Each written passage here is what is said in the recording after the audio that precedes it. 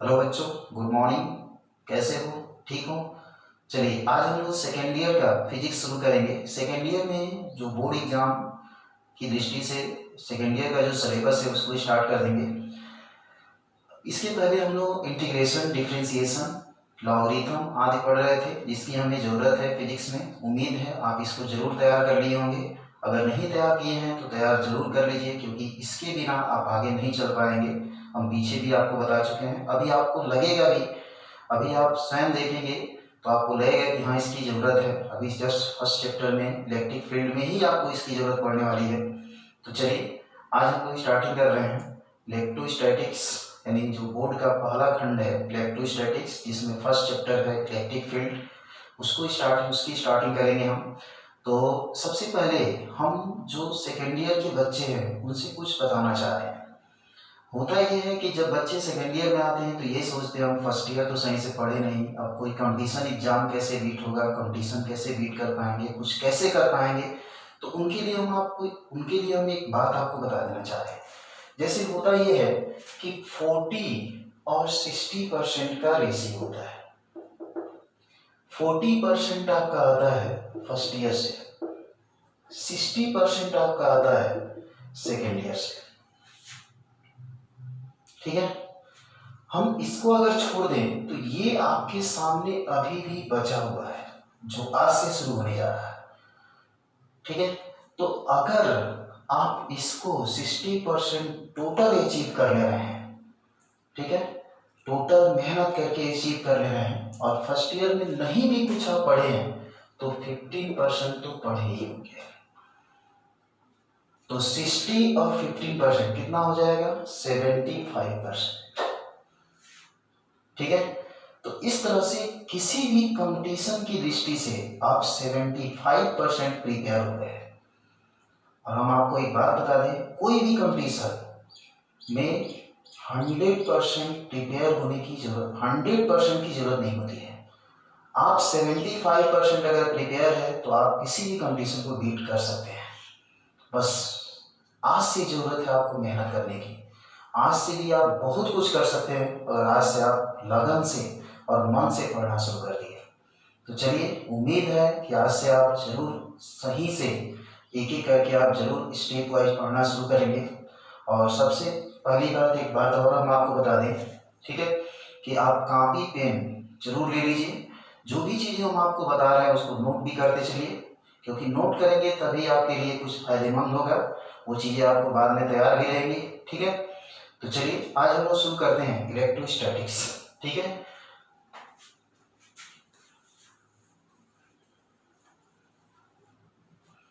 Electrostatics.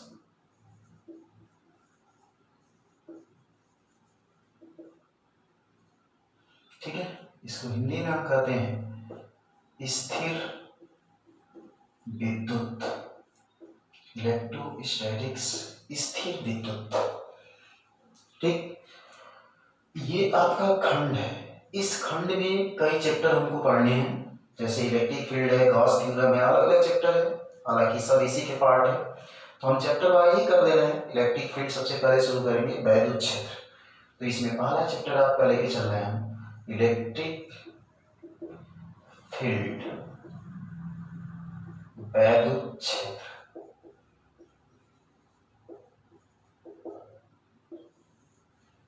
Electric field, वैद्युत क्षेत्र।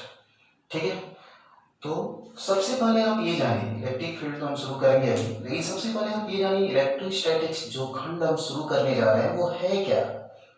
ठीक है, तो आप एक शब्द पहले समझने का प्रयास करिए, इलेक्ट्रिसिटी।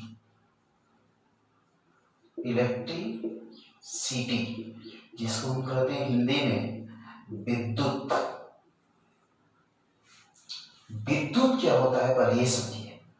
ठीक है, तो विद्युत जो होता है भौतिक विज्ञान की वह शाखा जिसके अंतर्गत आवेश के बारे में अध्ययन किया जाता है। आवेश नाम सुने होंगे आप। आवेश के बारे में अध्ययन किया जाता है, उस शाखा को हम विद्युत कहते हैं। यानी भौतिक विज्ञान की वह शाखा जिसमें आवेश के बारे में अध्ययन किया जाता है, उस शाखा को हम विद्युत कहते हैं।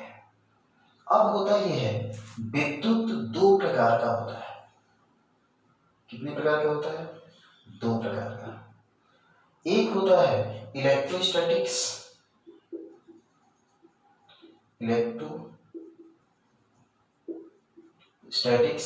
यानी इसको हिंदी में हम कहेंगे स्थिर विद्युत, इलेक्ट्रोस्टैटिक्स। और दूसरा होता है करंट इलेक्ट्रिसिटी,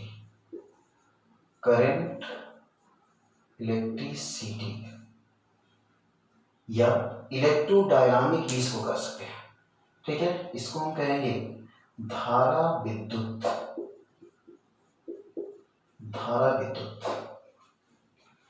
ठीक है, विद्युत के दो पार्ट, इलेक्ट्रोस्टैटिक्स, करंट इलेक्ट्रिसिटी, स्थिर विद्युत, धारा विद्युत। ठीक है, यही हमको शुरू करना है क्या ये?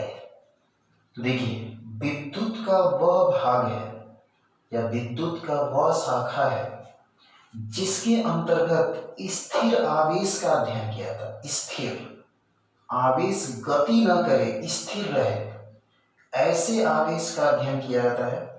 तो ऐसे शाखा को हम स्थिर विद्युत कहते हैं। ठीक है, यानी विद्युत का वह शाखा जिसमें स्थिर आवेश का अध्ययन किया जाए उसे हम इलेक्ट्रोस्टैटिक्स कहते हैं। और यही हम शुरू करने जा रहे हैं। यानी इस खंड में हम स्थिर आवेश के बारे में पढ़ेंगे। ऐसे आवेश का अध्ययन करेंगे जो स्थिर होगा, गति नहीं कर रहा होगा, उसकी प्रॉपर्टी वगैरह के बारे में हम लोग पढ़ेंगे। ठीक है, इसके बाद से धारा विद्युत, नाम सुने होंगे आप हाई स्कूल में। धारा, जब किसी चालक में आवेश चलता है, गति करता है, तो उसमें करंट उत्पन्न होती है, धारा उत्पन्न होती है। ठीक है, तो धारा विद्युत क्या होता है? तो विद्युत का वह शाखा जिसमें गतिमान आवेश का अध्ययन किया जाता है। ठीक है, आवेश गति कर रहा हो उसका अध्ययन किया जाता है, उसे हम धारा विद्युत कहते हैं। ये खंड भी आपको पढ़ना है। इसके बाद जस्ट ये खंड है करंट इलेक्ट्रिसिटी, जिसमें गतिमान आवेश का अध्ययन हम लोग करेंगे। तो चलिए, कोई दिक्कत इसमें? ये बस ऐसे याद रखिए, इसमें स्थिर आवेश का अध्ययन किया जाता है, इसमें गतिमान आवेश का अध्ययन किया जाता है। ये आपका इलेक्ट्रोस्टैटिक्स है। ठीक है, तो चलिए आज हम लोग शुरू करेंगे इलेक्ट्रोस्टैटिक्स। ठीक है,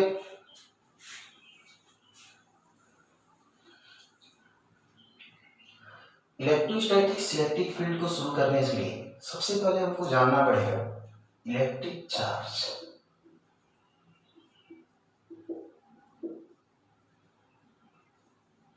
इलेक्ट्रिक चार्ज, वैद्युत आवेश। वैद्युत आवेश क्या होता है? ठीक है, तो पहले जनरली आप ऐसे समझने का प्रयास करिए, जो मूल चीज है उसको पहले जान लीजिए। आवेश को Q से कैसे करते हैं? ठीक है, आवेश को किससे दर्शाते हैं? Q से। आवेश दो प्रकार का होता है, एक पॉजिटिव चार्ज धनात्मक आवेश, एक नेगेटिव चार्ज ऋणात्मक आवेश। ठीक है, यानी positive charge plus Q, negative charge minus Q। ठीक, अब एक बात आप समझिए, वैद्युत आवेश है क्या?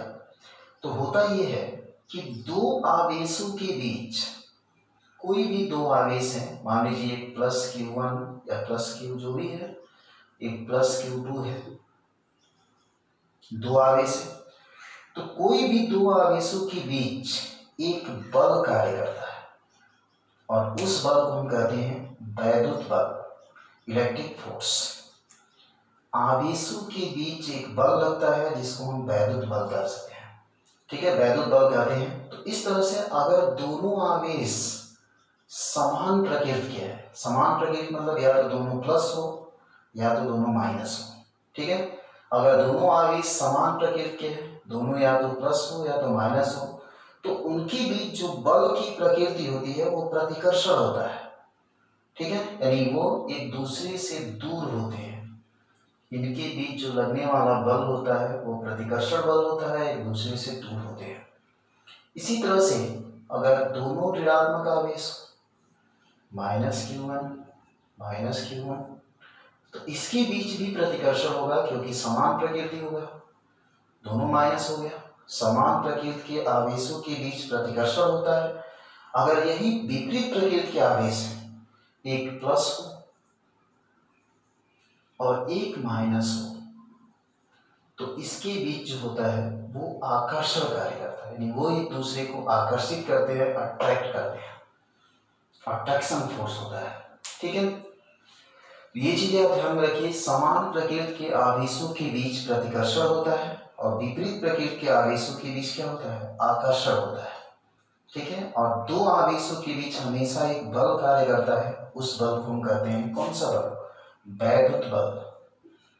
वैद्युत बल, तो ये बताओ वैद्युत बल किसके कारण उत्पन्न हो रहा है, इस आवेश के कारण उत्पन्न हो रहा है। तो जनरली हम आवेश को ऐसे भी डिफाइन कर सकते हैं कि जिसके कारण वैद्युत बल उत्पन्न होता है उसे हम वैद्युत आवेश कहते हैं। जिसके कारण वैद्युत बल उत्पन्न होता है उसे हम वैद्युत आवेश कहते हैं। आवेश को किससे दर्शाते हैं, Q से। ठीक है, तो ये आपका डेफिनेशन है वैद्युत चार्ज, वैद्युत आवेश का। आवेश के बारे में बहुत कुछ है, इसके बारे में हम एक एक करके हम आपको बता रहे हैं, लेकिन पहले इसकी डेफिनेशन आप क्लियर रखिए। आवेश जिसके कारण वैद्युत बल लगता है उसे हम वैद्युत आवेश कहते हैं, इलेक्ट्रिक चार्ज कहते हैं। आवेश को किससे प्रदर्शित करते हैं, Q से प्रदर्शित करते हैं। ठीक है, चलिए इसके बाद से आता है types of charge. Types of charge,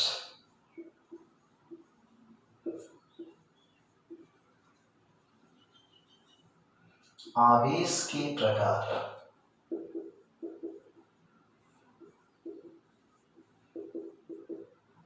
आवेश के प्रकार, ठीक है, तो आवेश दो प्रकार का होता है, शुरू में ही बता दिए हैं। एक पॉजिटिव चार्ज धनात्मक आवेश और एक नेगेटिव चार्ज ऋणात्मक आवेश। यानी हम यह कह सकते हैं पहला पॉजिटिव चार्ज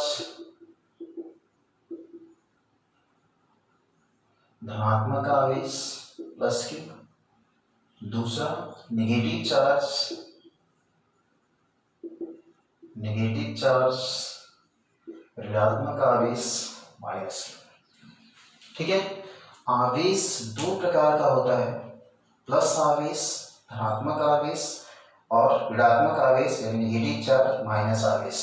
ठीक है, अब इसके बाद से आता है आवेश दो तरह का हो गया। अब इसके बाद से आवेश की मात्रक क्या होते हैं, आवेश का क्या मात्रक होता है। तो चलिए next,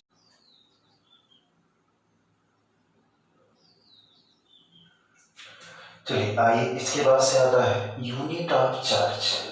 unit of charge, unit of charge. ठीक है, आवेश का मात्रक, आवेश का मात्रक, यूनिट ऑफ चार्ज। तो आवेश की कई मात्रक होते हैं, जैसे समझने का प्रयास करिए। एक होता है एसआई यूनिट। ठीक है, तो एसआई यूनिट जो होता है वो होता है कूलाम। क्या होता है, कूलाम। कूलाम, जिसको कैपिटल C से प्रदर्शित करते हैं। ठीक है, इसके बाद से आता है सीजीएस यूनिट। सीजीएस यूनिट, तो सीजीएस यूनिट जो होता है वो होता है स्टेट कूलाम। स्टेट कूलाम, या इसका एक शॉर्ट नाम होता है, इसको हम कहते हैं ESU।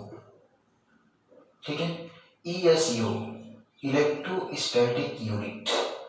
ठीक है, सीजीएस यूनिट जो होता है या तो स्टेट कूलाम आप कह सकते हैं या तो इलेक्ट्रोस्टैटिक यूनिट कह सकते हैं। ठीक है, अब इन दोनों मात्रकों में रिलेशन क्या होता है, तो इन दोनों मात्रकों में जो रिलेशन होता है 1 coulomb is equal to 3 × 10⁹ ESU।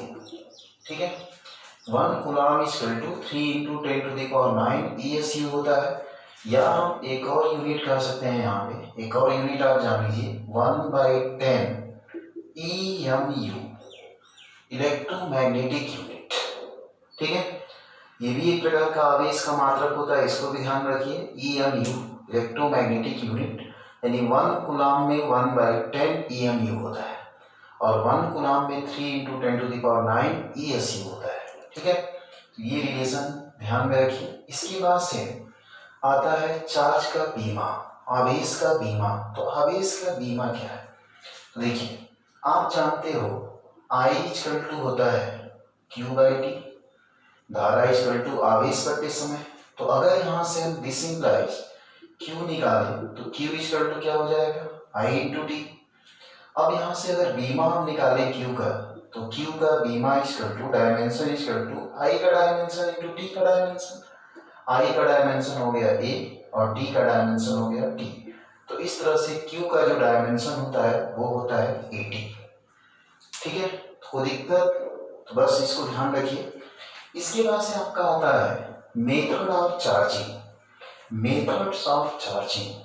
ठीक है, मेथड्स ऑफ चार्जिंग।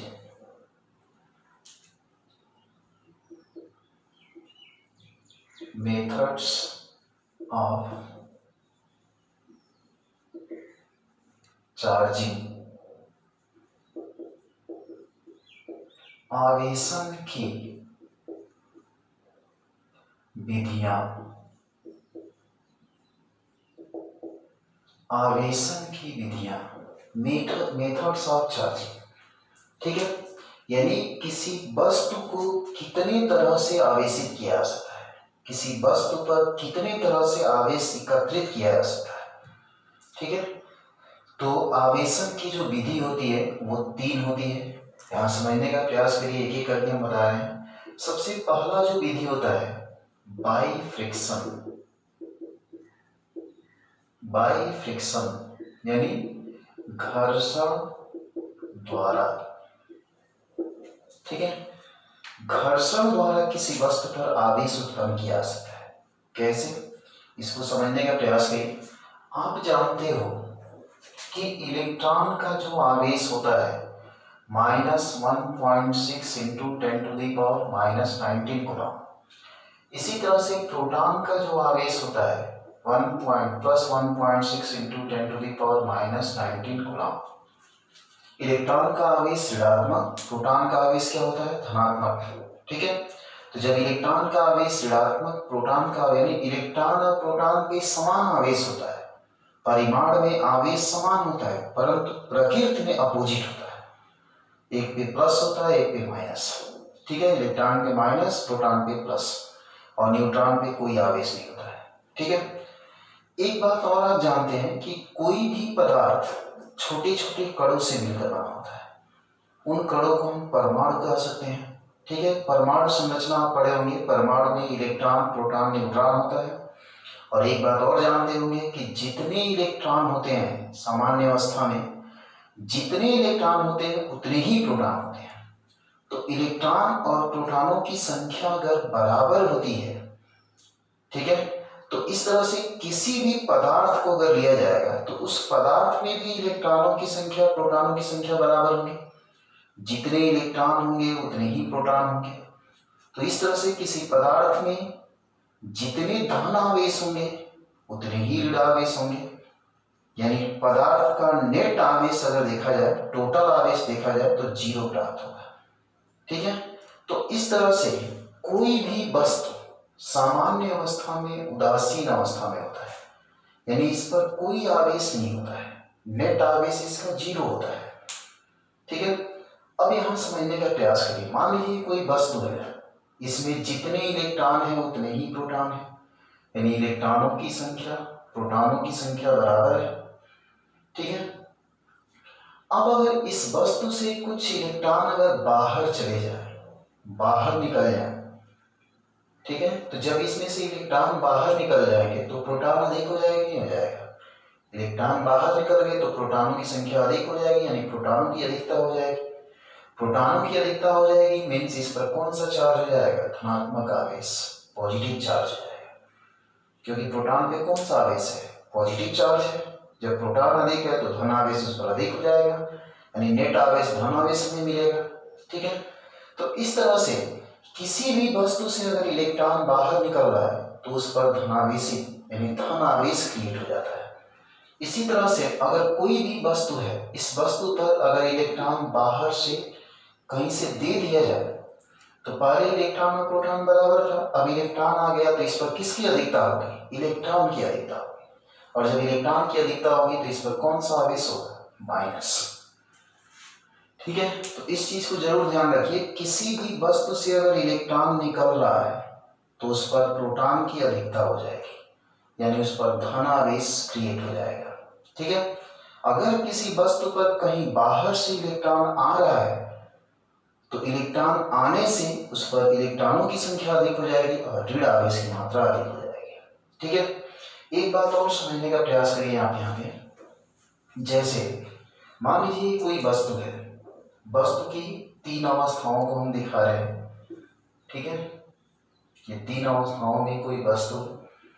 ठीक है, अगर इस वस्तु में इलेक्ट्रॉन और प्रोटॉनों की संख्या बराबर है तो इस वस्तु पर नेट आवेश क्या होगा?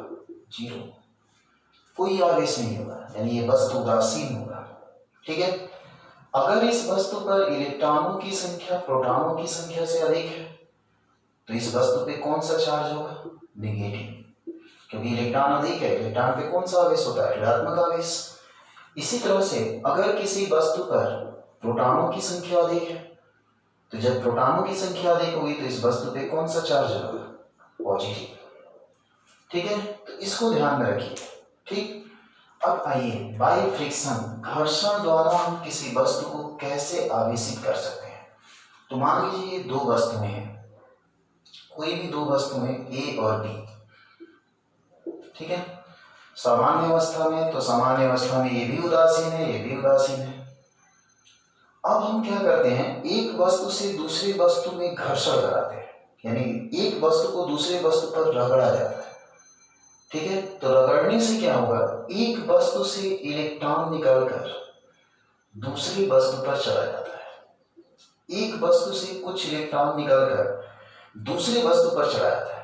जब दूसरे वस्तु पर इलेक्ट्रॉन चला जाएगा तो अब आप सोच सकते हो, जब इलेक्ट्रॉन इस पर आ गया तो इस पर इलेक्ट्रॉनों की संख्या अधिक हो जाएगी, और यहां से इलेक्ट्रॉन निकल गया तो यहाँ क्या होगा? प्रोटॉनों की संख्या अधिक होगी, क्योंकि इलेक्ट्रॉन प्रोटॉन बराबर थे। इलेक्ट्रॉन निकल गया तो प्रोटॉन अधिक हो जाएगा, यानी इस पे कौन सा आवेश क्रिएट हो जाएगा? पॉजिटिव चार्ज, क्योंकि प्रोटॉन अधिक हो गए। और इस पे क्या होगा? Negative charge. ठीक है, तो इस तरह से इन दोनों वस्तुओं पर आवेश क्रिएट हो जाता है, आवेश एकत्रित हो जाता है। तो यह जो आवेशन की विधि है इसी को हम घर्षण द्वारा आवेशन कहते हैं। यानी जब 2 वस्तुओं को परस्पर रगड़ा जाता है तो एक वस्तु से इलेक्ट्रॉन दूसरे वस्तु पर चला जाता है, जिसके कारण दोनों वस्तुएं विपरीत प्रकृति के आवेश से आवेशित हो जाती हैं। तो ये घटना आपका घर्षण द्वारा आवेशन कहलाता है। कोई दिक्कत? सिंपल है, समझ रहे होंगे आप। चलिए, इसके बाद से आता है नंबर 2, दूसरा जो आता है विधि बाय इंडक्शन। बाय इंडक्शन, प्रेरण द्वारा। प्रेरण द्वारा, प्रेरण द्वारा कैसे किसी वस्तु को आवेशित किया जाता है? तो इसमें क्या होता है, मान लीजिए कोई उदासीन वस्तु है, इसमें इलेक्ट्रॉन प्रोटॉन बराबर है, धनावेश भी है ऋणावेश भी है। धनावेश ऋणावेश बराबर है, इसलिए कोई आवेश नहीं, उदासीन है। अब इसके सामने अगर कोई हम आवेशित वस्तु यहां रख दिए, आवेशित वस्तु इसके पास में अगर हम कोई आवेशित वस्तु रख दिए तो होता क्या है कि अब इसके बीच प्रेरण होता है। प्रेरण मतलब क्या? आप जानते हो इसमें धनावेश भी है ऋणावेश भी है, और पीछे हम बता चुके हैं कि धनावेश और धनावेश के बीच क्या होता है? प्रतिकर्षण होता है। धन और ऋण के बीच क्या होता है? आकर्षण होता है। तो इस तरह से इसमें जो धन आवेश होगा इस धन आवेश से प्रतिकर्षित होगा। प्रतिकर्षित होगा मतलब दूर जाएगा, और जो इसमें ऋण आवेश होगा वो इस आवेश के तरफ अट्रैक्ट होगा, यानी उसके पास जाएगा। तो इस तरह से दूसरी स्थिति क्या बनेगी, देखिए यहाँ पे, ये जो उदासीन वस्तु हम लिए थे और जब इसके आगे हम कोई आवेशित वस्तु रख दिए थे, ठीक है, तो इसमें क्या होता है, इसका धन आवेश इससे दूर चला जाता है, यानी धन आवेश इधर क्रिएट हो जाएगा और ऋण आवेश क्या हो जाएगा, इसके तरफ, इसके पास आ जाएगा। ठीक है, यानी इस वस्तु में ऋण आवेश और धन आवेश दोनों आवेश अलग अलग हो जाएंगे। ऋण आवेश इसके तरफ हो जाएगा, धन आवेश इससे दूर चला जाएगा। अब अगर हम इसको पृथ्वी से जोड़ दें तो पृथ्वी से जोड़ने पर होता क्या है कि धन आवेश वस्तु का समाप्त हो जाता है। क्यों? क्योंकि पृथ्वी से इलेक्ट्रॉन निकाल करके उसको निरावेशित कर देता है। इलेक्ट्रॉन पे कौन सा आवेश होता है? ऋण आवेश, और यहाँ धन आवेश है तो इलेक्ट्रॉन का ऋण आवेश धन आवेश को निरावेशित कर देता है, समाप्त कर देता है। तो इस तरह से अगर पृथ्वी से हम इसको जोड़ेंगे तो इस पर क्या बचेगा? केवल हमें ऋण आवेश प्राप्त होगा, केवल ऋण आवेश प्राप्त होगा। ठीक है, तो इस तरह से यह उदासीन वस्तु आवेशित हो जाता है, यानी इस पर आवेश क्रिएट हो जाता है। ठीक है, तो ये आवेश कैसे क्रिएट होगा? प्रेरण के द्वारा। ठीक है, यानी इसी घटना को हम प्रेरण कहते हैं। जब किसी उदासीन वस्तु को किसी आवेशित वस्तु के संपर्क में रखते हैं तो उस उदासीन वस्तु पर आवेश क्रिएट हो जाता है। इस घटना को हम प्रेरण द्वारा आवेशन कहते हैं। और क्यों क्रिएट होता है इसका रीजन आप यहां देख रहे हो, बल के कारण। ठीक है, अपोजिट चार्ज के बीच अट्रैक्शन होता है और इक्वल यानी समान चार्ज के बीच क्या होता है? प्रतिकर्षण होता है, जिसके कारण हमारा ये घटना होता है। तो इस तरह से हम प्रेरण के द्वारा किसी वस्तु को आवेशित कर सकते हैं। ठीक है, तो ये हो गया प्रेरण के द्वारा वस्तु का आवेशन। इसके बाद से आता है तीसरा by induction, sorry by conduction. By conduction number 3 by conduction. ठीक है, चालन द्वारा आवेशन। ठीक है, तो चालन द्वारा में क्या होता है? तो जैसे मान लीजिए कोई भी एक आवेशित वस्तु है, प्लस चार्ज है इस पर। इस आवेशित वस्तु के संपर्क में एक उदासीन चालक को जब हम रखते हैं, उदासीन चालक, ठीक है, यानी ऐसा चालक जिस पर कोई चार्ज ना हो, उदासीन हो, ऐसे चालक को उसके संपर्क में, संपर्क की बात कर रहे हैं, उसके पास नहीं रखना, उसको संपर्क कराना है, उसके संपर्क में रखते हैं तो होता यह है कि यहां से आवेश कुछ इस पर भी क्रिएट हो जाता है, यानी ये आवेश चालन द्वारा इस पर चलाता है, यानी इस चालक के सतह पर एक समान रूप से आवेश एकत्रित हो जाता है। तो यह घटना आपका चालन द्वारा आवेशन कहलाता है। ठीक है, यानी कोई भी चालक को किसी आवेशित वस्तु के संपर्क में लाते हैं तो उस चालक पर आवेश क्रिएट हो जाता है। यह घटना आपका चालन द्वारा आवेशन कहलाता है। ठीक है, कोई दिक्कत? ठीक है, कुछ आप पहले यहाँ पे चालक और अचालक के बारे में जानिए कि चालक क्या होता है, अचालक क्या होता है। कंडक्टर एंड इंसुलेटर, चालक और चालक तथा अचालक। ठीक है, तो चालक क्या होता है? वे पदार्थ जिसमें आवेश सुगमता से प्रवाहित हो सके उसे हम चालक कहते हैं। अचालक क्या होता है? वे पदार्थ जिसमें आवेश का प्रवाह नहीं किया जा सके उसे हम अचालक कहते हैं। ठीक है, चालक और अचालक की एक प्रॉपर्टी आप ध्यान में रखिए। कोई भी अगर चालक वस्तु है, इस चालक वस्तु पर अगर हम आवेश देते हैं तो वह आवेश इस चालक के चारों तरफ सतह पर एक समान रूप से फैल जाता है, एक समान रूप से फैल जाता है। ठीक है, चालक को दिया गया आवेश उसके सतह पर एक समान रूप से फैल जाता है। इसी तरह से अगर अचालक, इसके अंदर आवेश नहीं होता है, इसके अंदर आवेश जीरो होता है। ठीक है, इसके बाहरी सतह पर फैला रहता है आवेश। इसी तरह से अगर कोई अचालक है तो अचालक में क्या होता है, जब जिस भाग में हम आवेश देते हैं वह आवेश उसी भाग में रह जाता है, क्योंकि अचालक में आवेश क्या होता है, स्थानांतरित नहीं हो पाता है, और यहाँ पे आवेश स्थानांतरण हो जाता है, इसलिए चारों तरफ सतह में फैल जाता है। तो अचालक को जहां हम आवेश देते हैं, जिस भाग में आवेश देते हैं, वह आवेश उसी भाग में रह जाता है।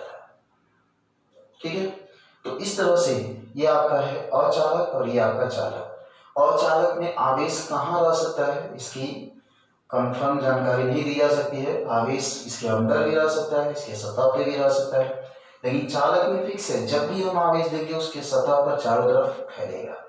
ठीक है, तो ये दो चीज जरूर ध्यान में रखिए। चलिए इसके बाद से अब आ जाइए बेसिक प्रॉपर्टीज, आवेश की कुछ properties. Basic properties of charges.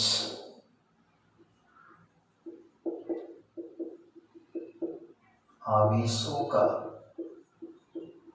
गुण। ठीक है, ये आपके लिए इंपॉर्टेंट है, यहाँ से न्यूमेरिकल भी शुरू हो जाएगा, इसलिए ध्यान से देखिए, समझने का प्रयास कीजिए आवेश की क्या क्या प्रॉपर्टी होती है। ठीक है, तो सबसे पहली प्रॉपर्टी ये होती है फोर्स बिटवीन टू चार्जेस। ठीक है, यानी दो आवेशों के बीच, दो आवेशों के बीच बल। ठीक है, जो कि पीछे भी हम बता चुके हैं। आवेश की सबसे पहली प्रॉपर्टी ये होती है कि दो आवेश अगर कोई भी है तो उसके बीच बल लगता है, जिस बल को कौन सा बल कहते हैं, वैद्युत बल। ठीक है, इलेक्ट्रिक फोर्स पीछे बता चुके हैं। अब इस बल की प्रकृति के बारे में बताए थे कि अगर दोनों आवेश समान प्रकृति के हैं तो प्रतिकर्षण होगा, अगर दोनों आवेश विपरीत प्रकृति के हैं तो आकर्षण होगा। ठीक है, चलिए दूसरी प्रॉपर्टीज की ये होती है चार्ज इज कंजर्व्ड। आवेश संरक्षित है, आवेश संरक्षित है। ठीक है, यानी आवेश को न तो नष्ट किया जा सकता है, न ही उत्पन्न किया जा सकता है। आवेश को एक वस्तु से दूसरे वस्तु पर केवल स्थानांतरित किया जा सकता है। इसलिए पूरे यूनिवर्स का जो चार्ज है, आवेश है, वो हमेशा क्या रहता है, संरक्षित रहता है, नियत रहता है। ठीक है, तीसरी प्रॉपर्टी जो सबसे इंपॉर्टेंट है, इसको समझने का प्रयास करिए। ठीक है, quantization of charge. Quantization number 3, quantization.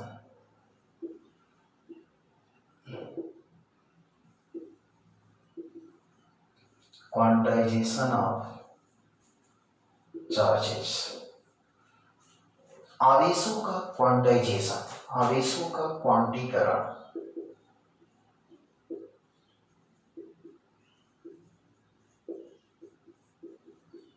आवेशों का क्वांटीकरण, क्वांटाइजेशन ऑफ चार्ज। ठीक है, तो क्वांटाइजेशन में आप एक चीज पर ध्यान रखिए कि इलेक्ट्रॉन का जो आवेश होता है वो आप जानते हैं 1.6 इंटू 10⁻⁻19 कूलाम होता है। इस आवेश को स्मॉल ई से प्रदर्शित करते हैं। ठीक है, इलेक्ट्रॉन के आवेश को स्मॉल ई से प्रदर्शित करते हैं, और इस आवेश को कहा जाता है quanta of charge. Quanta of charge यानी आवेश का सबसे छोटा टुकड़ा, आवेश का सबसे छोटा टुकड़ा जो होता है वो ई होता है।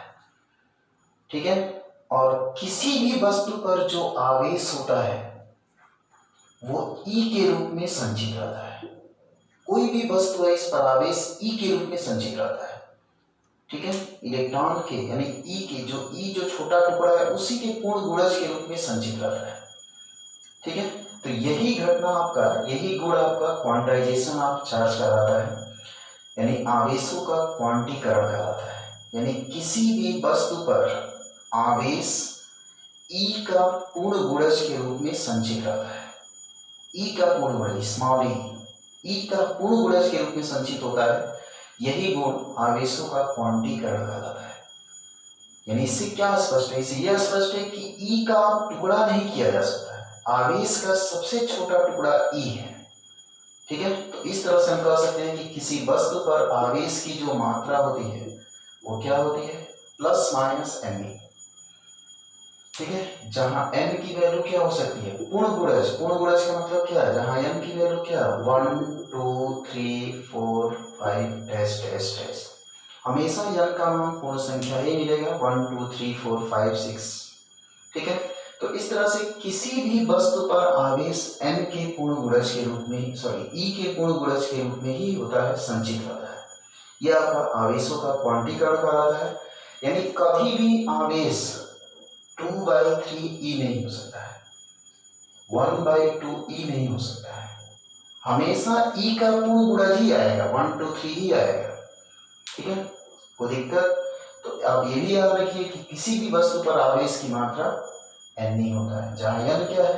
Number of electron, number of proton. Proton के कारण है तो प्रोटॉनों की संख्या, इलेक्ट्रॉन के कारण है तो इलेक्ट्रॉनों की संख्या। और ई समझ ही रहे, 1.6 × 10⁻⁻⁹ कूलम। कोई दिक्कत? चलिए, इसके बाद से अगली प्रॉपर्टीज की आती है।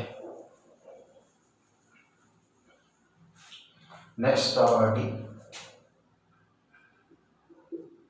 Additivity of charges. आवेशों का योज्यता। ठीक है, यानी आवेश योज्य होता है, आवेशों को जोड़ा जा सकता है। यानी कोई भी वस्तु अगर है, इस वस्तु पर बहुत सारे आवेश हों, मान लो यहाँ पे 5 ही आवेश हो, यहाँ पे -3 आवेश हो, यहाँ पे 2 आवेश हो, तो इस वस्तु पर जो कुल आवेश होगा वो सबके योग के बराबर होता है। यानी हम कह सकते हैं कि 5e + 2e - 3e। इसको सॉल्व करेंगे, कितना आ जाएगा? 5 और 2 7, 7 में से 3 घटेगा 4e। ये आप करेंगे। किसी भी वस्तु पर आवेश, हमेशा किसी भी वस्तु पर संचित आवेशों को जोड़ा जा सकता है। यानी आवेशों में योज्यता प्रॉपर्टी फॉलो होता है। ठीक है, तो ये आपके आवेश के कुछ प्रॉपर्टीज थे, आवेश के कुछ गुण थे। तो बस मूल रूप से आप ये याद रखिए कि किसी भी वस्तु पर आवेश की मात्रा Q = ±m। ठीक है, इसके बाद से जहाँ n क्या है? पूर्ण संख्या 1 2 3 4 5 6। ठीक है, और E क्या है? 1.6 × 10⁻⁻⁹ कूलम। इलेक्ट्रॉन का आवेश। Q क्या है? Q टोटल आवेश उस वस्तु पर। ठीक है, तो इस तरह से चलिए अब इसमें कुछ क्वेश्चन हम सॉल्व कर रहे हैं, कुछ क्वेश्चन सॉल्व किया जाए और फिर हम लोग आगे चलेंगे। ठीक है, तो चलिए एक क्वेश्चन आता है, जैसे आपके कॉम्पिटिटिव एग्जाम में कई एग्जामों में क्वेश्चन पूछा गया है। देखिए, इस क्वेश्चन को समझने का प्रयास करिए। Question, number of electron in 1 coulomb charge will be. ठीक है, यानी 1 कूलम, इसको हिंदी में हम लिख दे रहे हैं, 1 कूलम आवेश में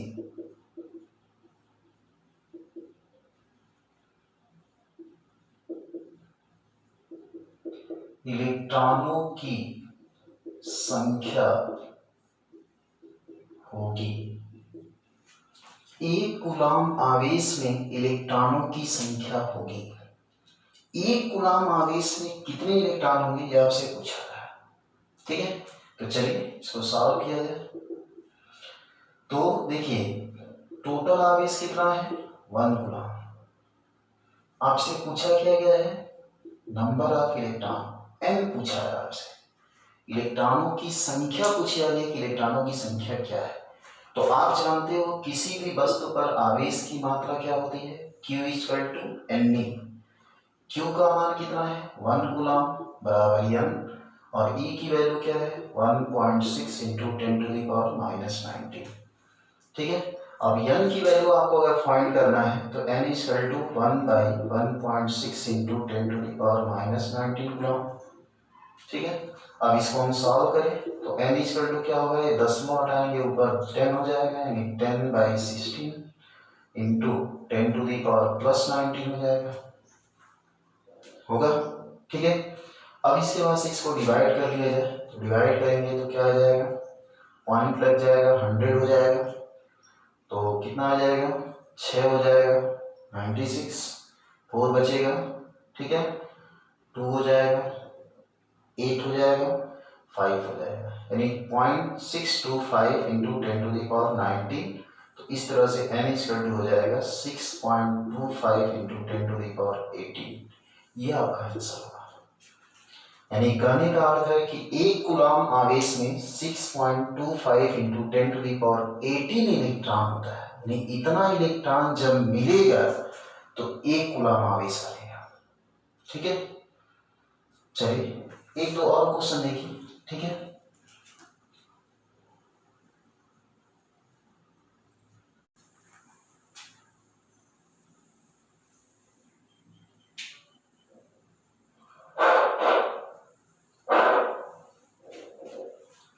आइए बच्चों, एक क्वेश्चन हम लिखे हुए हैं, इस क्वेश्चन को देखा जाए। ये क्वेश्चन ये कह रहा है एक conductor has been given a charge -3.2 coulomb. एक कंडक्टर को 3.2 कूलम आवेश दिया गया है। ठीक है, find the number of electron added to the conductor. स्वाभाविक है, ये कह रहा है क्वेश्चन में कि find the number of electron ज्ञात करिए जो उस कंडक्टर से ऐड किया गया है, जो उस कंडक्टर को दिया गया है। ठीक है, तो जब हम यहाँ देख सकते हैं कि नेगेटिव चार्ज है, तो जब उस पर नेगेटिव चार्ज है इसका मतलब इलेक्ट्रॉन अधिक है, यानी बाहर से इलेक्ट्रॉन उसको दिया गया है। वही पूछ रहा है कि find the number of electron, यानी कितने इलेक्ट्रॉन उस चालक को दिए गए हैं। ठीक है, क्वेश्चन को समझने का प्रयास करिए। क्वेश्चन इंग्लिश में लिखा गया है, इससे कंफ्यूज ना होइए, हम क्वेश्चन को स्वयं बता रहे हैं, उसको समझने का प्रयास करिए। क्वेश्चन में यही कह रहा है कि -3.2 कूलम का आवेश किसी चालक को दिया गया है, तो बताइए उस चालक को कितना इलेक्ट्रॉन दिया गया है। स्वाभाविक ही इलेक्ट्रॉन दिया जाएगा तो ही उस पर चार्ज नेगेटिव होगा। ठीक है, तो चलिए इसको सॉल्व किया जाए। सॉल्व करेंगे तो ये बताइए कितना उस वस्तु पर, उस चालक पर आवेश है। ठीक है, तो -3.2 कूलम का चार्ज है। ठीक है, तो -3.2 कूलम, हम केवल मैग्नीट्यूड लेते हैं, यहाँ पे माइनस नहीं लेंगे। ठीक है, अब आपसे क्या पूछा गया है, कितने इलेक्ट्रॉन दिए गए, नंबर ऑफ इलेक्ट्रॉन n आपसे पूछा गया है। तो आप क्या जानते हैं, Q इक्वल टू सेम वही चीज Ne। Q का मान कितना है 3.2, n निकालना है, E की value 1.6 into 10 to the power minus 19 coulomb. n को सॉल्व करेंगे तो n इक्वल टू क्या हो जाएगा 3.2 1.6 into 10 to the power minus 19, यानी n इक्वल टू हो जाएगा 2 into 10 to the power plus 19। ठीक है, यानी उस चालक को 2 into 10 to the power 19 coulomb का चार्ज दिया है, sorry 2 into 10 to the power 19 electron दिया गया है। ठीक है, तो जो भी क्वेश्चन में कहा जाए उस तरह से आप सॉल्व कर सकते हैं। जैसे मान लीजिए एक क्वेश्चन हम पूछे आपसे कि एक वस्तु पर +2.5 कूलम का चार्ज है, +2.5 कूलम का चार्ज है। ठीक है, तो बताइए उस वस्तु पर इलेक्ट्रॉनों की अधिकता है कि प्रोटॉन की अधिकता है। तो क्या बताएंगे, +2.5 कूलम का चार्ज है तो किसकी अधिकता होगी, प्रोटॉन की अधिकता। प्रोटॉन अधिक होंगे, इलेक्ट्रॉन कम होंगे, जितना इलेक्ट्रॉन कम होंगे उतना ही प्रोटॉन अधिक होगा। तो अगर पूछा जाए कि कितने इलेक्ट्रॉन कम है तो भी आपसे यह नहीं पूछा जा रहा है। अगर पूछा जाए कितने प्रोटॉन अधिक है तो भी आपसे यह नहीं पूछा जा रहा है। इलेक्ट्रॉनों की संख्या या प्रोटॉनों की संख्या अगर आपसे पूछा जाए मीन्स यंग की वैल्यू आपसे पूछी जाएगी। ठीक है, तो इस तरह से आप सॉल्व कर सकते हैं। एक क्वेश्चन और देखिए और इसको समझने का प्रयास करिए। जैसे दिया है, एक conductor has been given a charge -3.2 × 10⁻⁻7 coulomb by transferring electron. कोई कंडक्टर है, उस कंडक्टर को इलेक्ट्रॉन दिया गया है और इलेक्ट्रॉन दे करके -3.2 × 10⁻⁻7 कूलम्ब का चार्ज दिया गया है। ठीक है, तो क्वेश्चन ये कह रहा है मास increase in kilogram of the conductor, यानी कंडक्टर का मास कितना इंक्रीज हुआ। स्वाभाविक कंडक्टर को जब इलेक्ट्रॉन देंगे तो इलेक्ट्रॉन का मास होता है 9.1 × 10⁻31 किलोग्राम होता है। तो 9.1 जब एक इलेक्ट्रॉन का होता है, तो जब हम इलेक्ट्रॉन दे रहे हैं तो उसका मास इंक्रीज करेगा। तो वही कर रहा है कि मास इंक्रीज कितना हुआ ये बताइए, और उसके बाद ये कर रहा है and the number of electron added to the conductor, और उस कंडक्टर से कितना इलेक्ट्रॉन ऐड किया गया वो इलेक्ट्रॉनों की संख्या भी बताइए। ठीक है, तो सबसे पहले हम देखिए निकाल रहे हैं नंबर ऑफ इलेक्ट्रॉन। कुछ है नहीं, आप क्वेश्चन ध्यान से समझेंगे। कितना चार्ज दिया गया वो चार्ज यहाँ लिख लीजिए, Q is equal to 3.2 × 10⁻⁷ coulomb. Number of electron पूछा गया है तो आप क्या करेंगे, Q इज इक्वल टू क्या होता है Na, Q का मान 3.2 × 10⁻⁷, N आपसे पूछा गया है, E की वैल्यू 1.6 × 10⁻⁹। तो N निकालेंगे तो N इज इक्वल टू क्या हो जाएगा 3.2 × 10⁻⁷, 1.6 × 10⁻⁹। तो N इज इक्वल टू क्या हो जाएगा 2 × 10⁻, कितना आ जाएगा भाई +19 ऊपर जाएगा, +19 में से 7 यानी +12 नंबर ऑफ इलेक्ट्रॉन दिया गया। यानी उस चालक को कितना इलेक्ट्रॉन दिया गया 2 × 10⁻12। अब कह रहा है मास इंक्रीज, तो मास इंक्रीज इतने इलेक्ट्रॉन का जो मास होगा वही नहीं इंक्रीज किया होगा, तो इतने इलेक्ट्रॉन का मास निकाल दीजिए। तो आप यहाँ पूछा गया है मास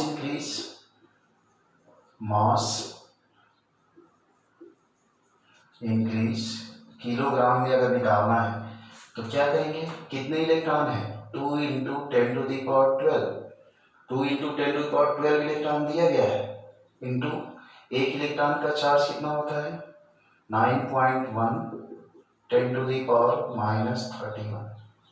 ठीक है, तो इतना किलोग्राम का मास इंक्रीज हुआ होगा। इसी को सॉल्व कर लीजिए तो कितना आ जाएगा 2, 9 2 जा 18, 18.2 10⁻, कितना आ जाएगा -19। ठीक है, किलोग्राम। ये हो जाएगा आपका मास इंक्रीज। यानी उस चालक को कितना इलेक्ट्रॉन दिया गया, इतना इलेक्ट्रॉन, उस चालक के मास में इंक्रीज कितना हुआ तो 18.2 × 10⁻⁻19 किलोग्राम। ठीक है, तो ये आपका होगा आंसर। इस तरह से आप क्वेश्चन सॉल्व करिए, अधिक से अधिक जितना ही अधिक क्वेश्चन सॉल्व करेंगे, ठीक है, चार्ज से रिलेटेड जो भी क्वेश्चन है उसको सॉल्व करिए। ठीक है, अपने बुक से जो भी क्वेश्चन है उसको सॉल्व करने का प्रयास करिए। चलिए नेक्स्ट हम लोग अगले वीडियो में पढ़ेंगे कूलॉम्स लॉ, जो सबसे इम्पोर्टेंट है इस चैप्टर के लिए और कंपटीशन के लिए भी, उससे बहुत सारे क्वेश्चन भी बनेंगे। ठीक है, तो नेक्स्ट हम लोग पढ़ेंगे कूलॉम्स लॉ। ठीक है, आज के लिए बस इतना ही।